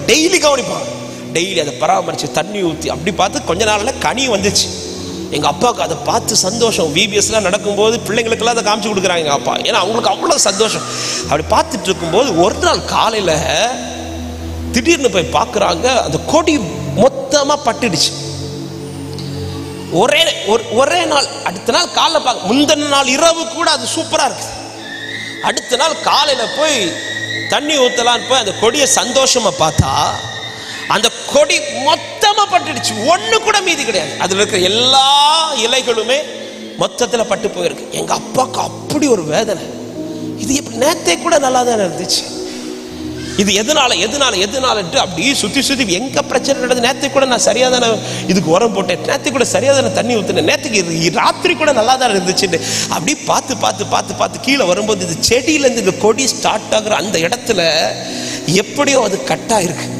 அது எப்படி கட்டாச்சுன்னு தெரியல, யாராவது மிதிச்சிட்டாங்களா அல்லது ஏதாவது வந்து எப்படின்னு தெரியல. அது கட்டாகி ஒரு இரவுல ஒரே ராத்திரியில அந்த மொத்த கொடியும் பட்டுடுச்சு. ஆனா செடி பச்சையா தான் இருக்கு. ஆமா, அது எங்க அப்பாவுக்கு பயங்கர வேதனை. கடைசி வரை அதை சொல்லுவாங்க சில நேரத்தில். அந்த ஒரு ராத்திரி எப்படி கட்டாச்சு, ஒரு இரவு கட்டானாலே இந்த கொடியில ஒண்ணுமே இருக்காது. ஆமா, ஆண்டவர் சொல்றார், நீ என்னில் நிலைத்திரு. சொல்லிட்டு தான் அடுத்து சொல்லுவார், என்னை இல்லாமல் உங்களால் ஒன்றுமே செய்யக்கூடாது. ஆமே, ஒரு காரியத்தை தேவ பிள்ளை நன்றாய் புரிந்து கொள்ளுங்கள். அவர் நமக்கு பலன் தராம நம்முடைய சுண்டு வரல கூட நம்மளால் அசைக்க முடியாது. இன்னைக்கு ஏதோ செஞ்சிட்டு இருக்கிறோம், ஏதோ செய்யறோம்னா, ஆமே, பல நேரத்தில் நாம நிலைத்திருக்கிறதுனால அவர் பலப்படுத்துறார் இல்ல, இன்னைக்கும் நிலைத்திருப்பான்ங்கிற நம்பிக்கையில் அவர் நம்மை பலப்படுத்தி கொண்டிருக்கிறார். அதே நேரத்தில் இந்த ராத்திரி நேரத்தில் சத்தியத்தை சொல்லுகிறேன், நிலைத்திருக்க உங்கள் வாழ்க்கையில் தனிப்பட்ட உறவை பலப்படுத்துங்கள். இந்த உறவு பலப்பட 3 அனுபவங்கள் உண்டாகும். ஒன்று, அவர் உருவாக்கி கொண்டே இருப்பார். செடியோடு உறவில் இருக்கிற கொடி ஒவ்வொரு நாளும் வளர்ந்துட்டே இருக்கும், புதிய இலைகள் உருவாகிட்டே இருக்கும். 2வது, இந்த செடியோடு இணைந்த இந்த கொடி உயர்ந்துட்டே இருக்கும், உயர்வை பார்த்துட்டே இருக்கும். அவர் உருவாக்கிட்டு இருப்பார். 2வது, உயர்த்திட்டே இருப்பார். உங்களை அறியாத உயர்வுகள் வந்து கொண்டிருக்கும். ஆமே, உங்களை அறியாத மேன்மைகளை கத்தர் உங்க லைஃப்ல ஆட் பண்ணிட்டே இருப்பார். 3வது, இந்த கொடி செடியோடு இருக்கும்போது இந்த கொடியில உண்டாகிற கனி அநேகருக்கு பிரயோஜனமாய் மாறிக்கொண்டிருக்கும். மூன்றாவது அவர் உபயோகப்படுத்தி கொண்டே ஏதோ ஒரு விதத்துல உங்களை ஆசீர்வதிக்கிறது மட்டுமல்ல, உங்களை அநேகருக்கு ஆசீர்வாதமாய் மாற்றிக்கொண்டே இருப்பார். ஹல்லேலூயா. நிலைத்திருக்க உறவை பலப்படுத்தி. உறவில் இருக்கிறவன் உருவாக்கப்படுவான், உறவில் இருக்கிறவன் உயர்த்தப்படுவான், உறவில் இருக்கிறவன் உபயோகப்படுத்தப்பட்டு கொண்டே இருப்பான். ஏதோ ஒரு விதத்துல ஆண்டவர் தெரிந்தெடுக்கிறவனை ஆசீர்வதிக்கிறவர் மாத்திரமல்ல, அவனை ஆசீர்வாதமான சந்ததியாய் மாற்றுகிறவர், அவனை ஆசீர்வாத வாய்க்காலாய் மாற்றுகிற தேவன் அவர். இரண்டாவது, நிலைத்திருக்க என்ன செய்ய வேண்டும்? உறவில் இருக்கணும் முதலாவது. இரண்டாவது, அந்த கனி கொடுக்கப்பட அவர் செய்கிற காரியம்தான். யோவான் 15வது அதிகாரம் அதனுடைய 2வது 3வது வசனத்தில் இப்படி சொல்லப்படுகிறது. வாசியுங்கள். யோவான் 15:2-3.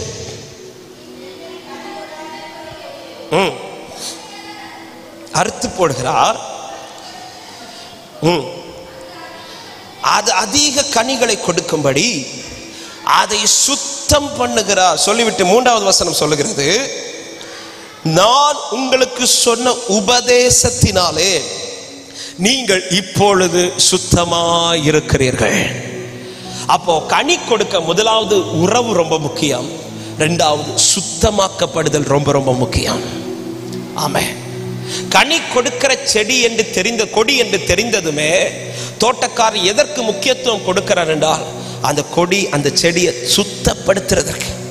வேதம் சொல்லுகிறது, நான் சொல்லுகிற உபதேசத்தினாலே நீங்கள் சுத்தமாயிருக்கிறீர்கள். யோவான் 17வது அதிகாரம் 17வது வசனத்தில் இப்படி வேதம் சொல்லுகிறது, உம்முடைய சத்தியத்தினாலே அவர்களை பரிசுத்தமாக்கும், உம்முடைய வசனமே சத்தியமாயிருக்கிறது.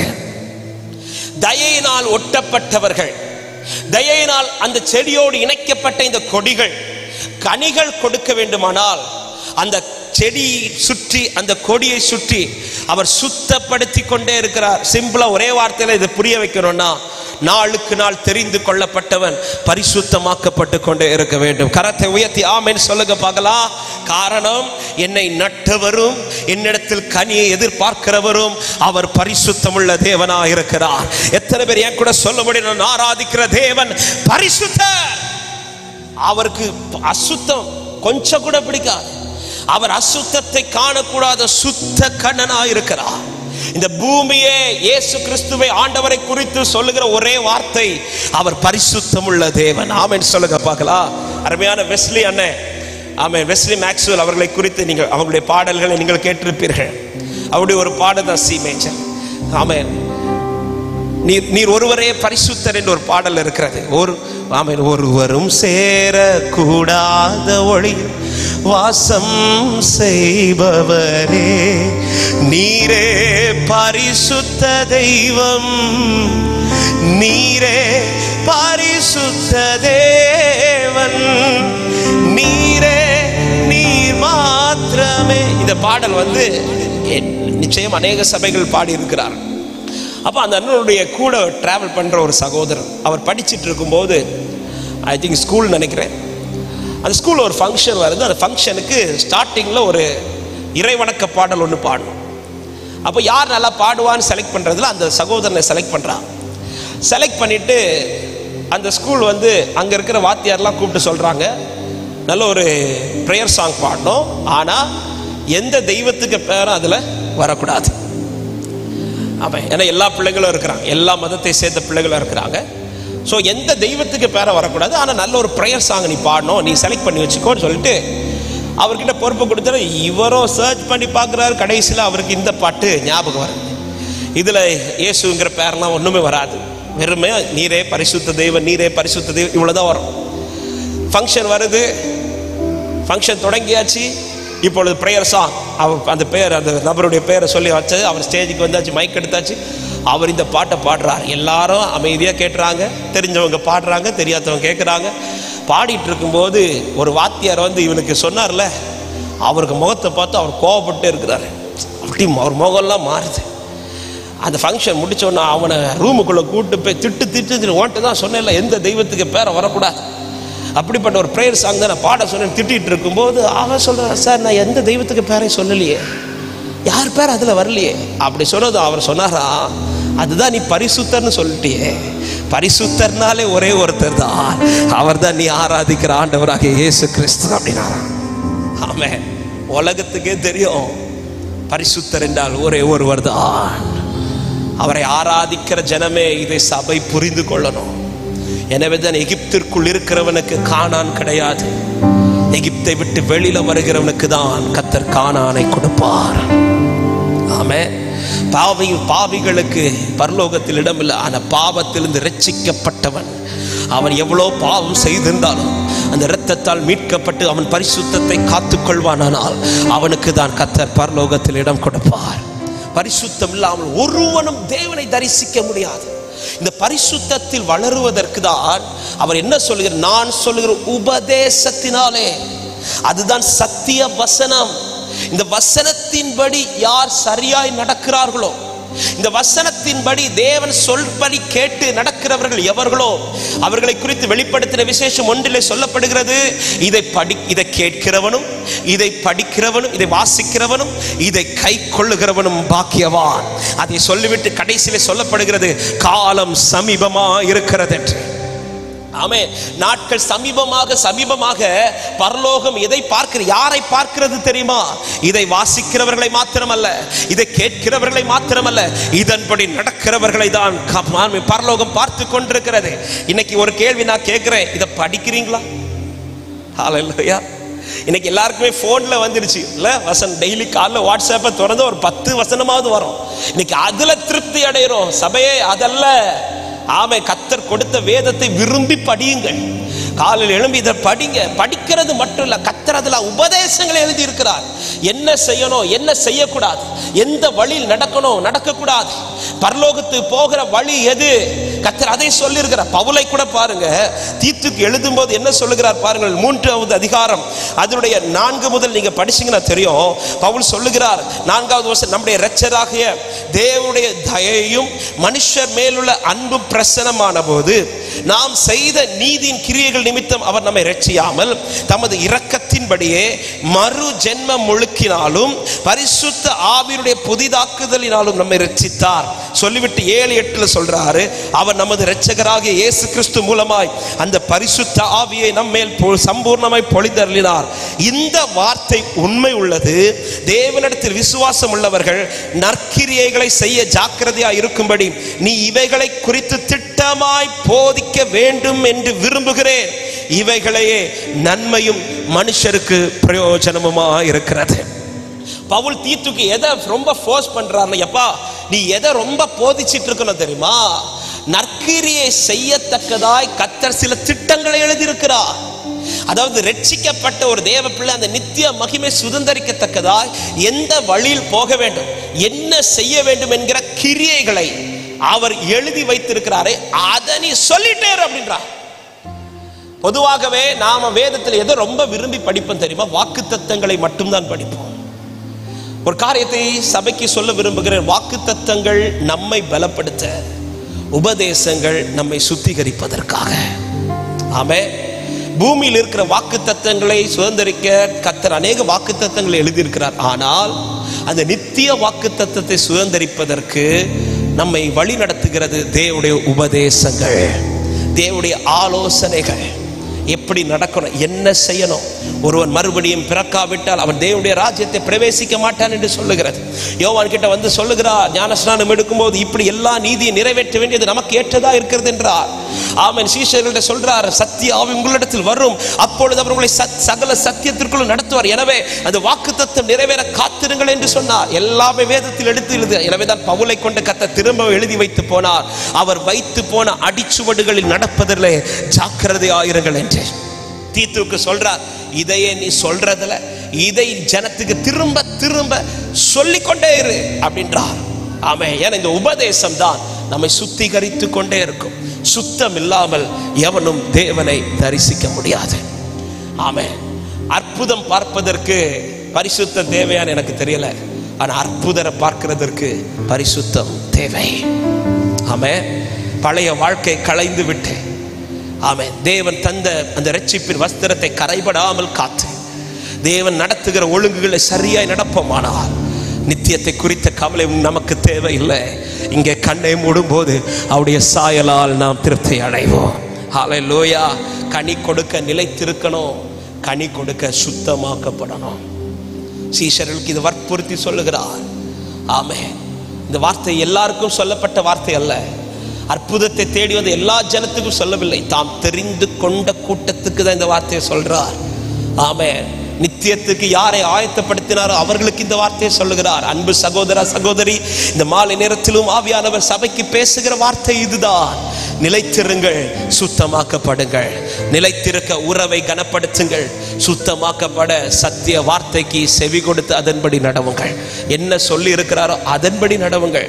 நித்தியத்துக்கு போகிற வழி என்ன கர்த்தர் சொல்லி இருக்கிறார். அவன் பரலோகத்தை சுதந்திருக்கிற வழி என்ன கர்த்தர் சொல்லி இருக்கிறார்.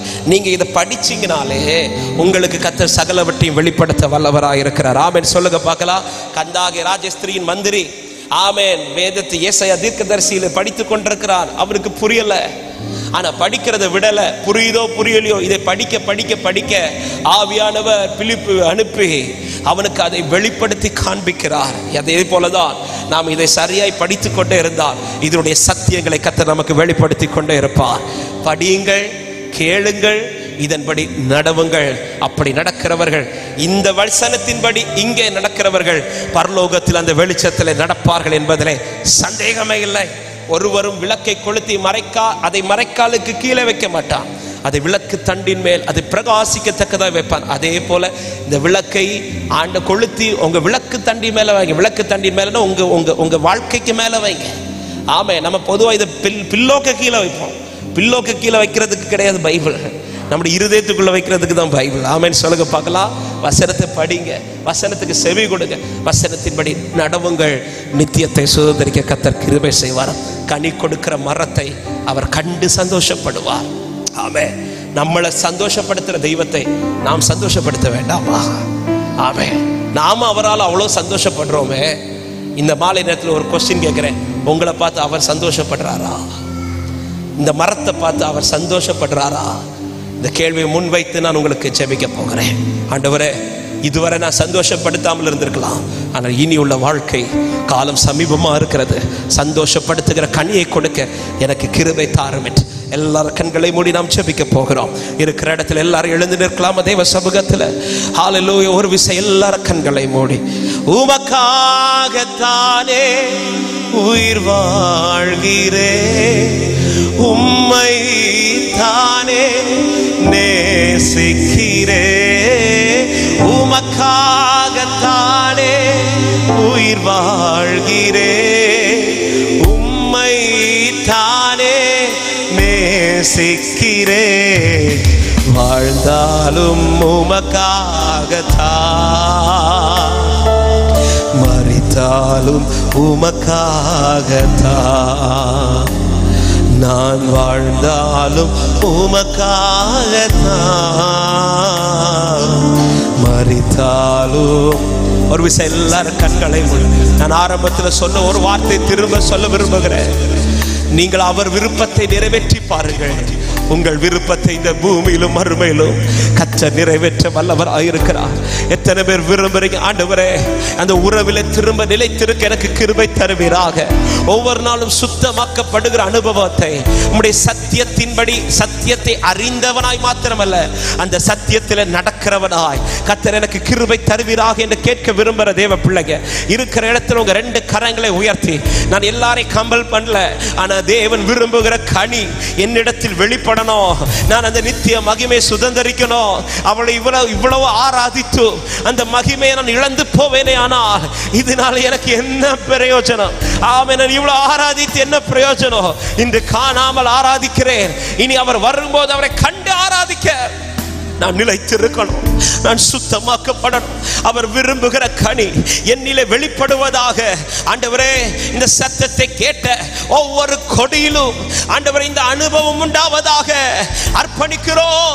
என் கூட சேர்ந்து எல்லாரும் சேர்ந்து சொல்லுங்க, உமக்காகத்தானே, உமக்காகத்தானே உயிர் வாழ்கிறே, உம்மை தானே நேசிக்கிறே, உமக்காகத்தானே உயிர் வாழ்கிறே, உம்மை தானே நேசிக்கிறே, வாழ்ந்தாலும் உமக்காகத்தான், மரித்தாலும் உமக்காகத்தான். சொல்லுங்க, நான் வாழ்ந்தாலும்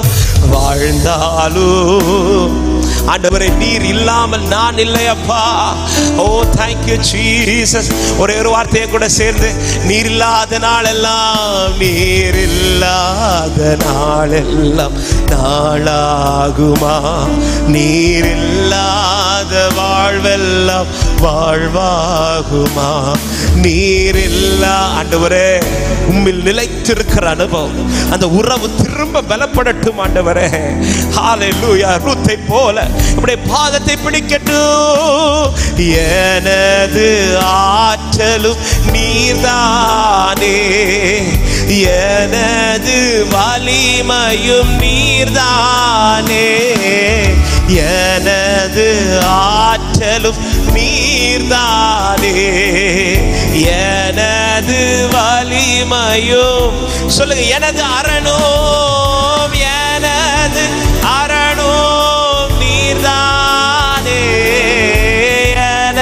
தேவனுடைய விருப்பத்தை நிறைவேற்று சகோதரா, அவர் விரும்புகிறதை நிறைவேற்றுங்கள்.